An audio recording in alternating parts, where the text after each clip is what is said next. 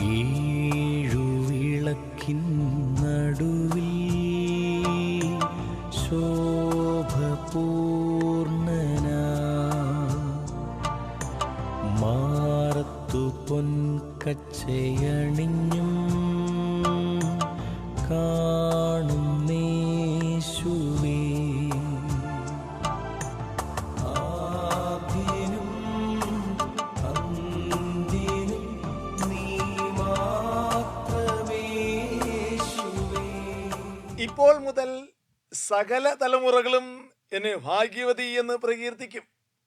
ലൂക്കായുടെ സുവിശേഷം 1-ാം അധ്യായം 48-ാം തിരുവചനം. Surely from now on all generations will call me blessed. Gospel of Saint Luke chapter 1 verse 48.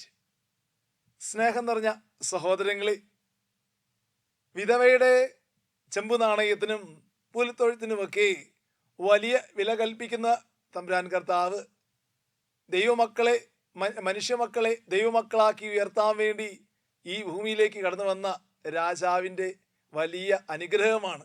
അതുകൊണ്ട് തന്നെയാണ് താഴ്മയെ കടാക്ഷിച്ചുകൊണ്ടാണ് ദാസിയിലേക്ക് താഴ്മയെ അതുകൊണ്ടാണ് സകല തലമുറകളും ഭാഗ്യവതി എന്ന് പ്രകൃതി. അതുകൊണ്ട് ഈ നിമിഷം നമ്മൾ ധ്യാനിക്കുകയും പ്രാർത്ഥിക്കുകയും ചെയ്യുമ്പോൾ എളിമയുടെ ഔന്നത്യത്തിലേക്ക് ഉയരുവാനായിട്ട്, എളിമ എന്ന പുണ്യം സ്വീകരിക്കുവാനായിട്ട് ആഗ്രഹിച്ച് പ്രാർത്ഥിക്കുക. ഇന്നത്തെ ദിവസത്തിൽ പ്രത്യേകിച്ച് പുൽത്തൊഴുത്തിൽ പിറന്ന ഈശോയെ നമ്മൾ ധ്യാനിക്കുകയും പ്രാർത്ഥിക്കാനൊക്കെ ആയിട്ട് ദിവസങ്ങളിലേക്ക് ചേർന്ന് നിൽക്കുമ്പോൾ, അതിൻ്റെ അടുത്ത ഒരുക്കങ്ങളിലൂടെ കടന്നു പോകുമ്പോൾ ആഘോഷങ്ങൾക്ക് അപ്പുറം നമ്മുടെ ഹൃദയത്തിൻ്റെ എളിമ എന്ന ആ വലിയ ഹ്യൂമിലിറ്റി എന്ന പുണ്യത്തിലേക്ക് വളരാൻ നമ്മെ ഈ ശുശ്രൂഷകൾ, ഈ പ്രാർത്ഥനകൾ, നമ്മുടെ ഒരുക്കങ്ങൾ നമ്മെ സഹായിക്കട്ടെ.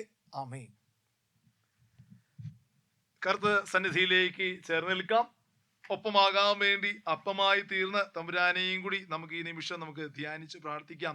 സകല തലമുറകളും ഭാഗ്യവതി എന്ന് പ്രകീർത്തിച്ചത് അത് പരിശുദ്ധാമ്മയുടെ എളിമ കൊണ്ടാണെന്ന് നമ്മൾ തിരിച്ചറിയുമ്പോൾ, നമ്മുടെ ജീവിതവും ഭാഗ്യവാനും ഭാഗ്യവതിയാകാനായിട്ട് ആഗ്രഹിക്കുമ്പോൾ നമുക്ക് ആഗ്രഹിച്ച് പ്രാർത്ഥിക്കാം. എളിമ എന്ന പുണ്യം നൽകി ഞങ്ങളെ ആശീർവദിക്കണമേ എന്ന്. നമ്മുടെ കർത്താവ് ഈശോ മിശിഹായുടെ കൃപയും പിതാവായതിൻ്റെ സ്നേഹവും പരിശുദ്ധാത്മാവിൻ്റെ സഹവാസവും സകല മാലാഖമാരും സകല വിശുദ്ധരും പരിശുദ്ധാമ്മയും നമ്മെ സഹായിക്കുമാറാകട്ടെ, ഇപ്പോഴും എപ്പോഴും എന്നേക്കും.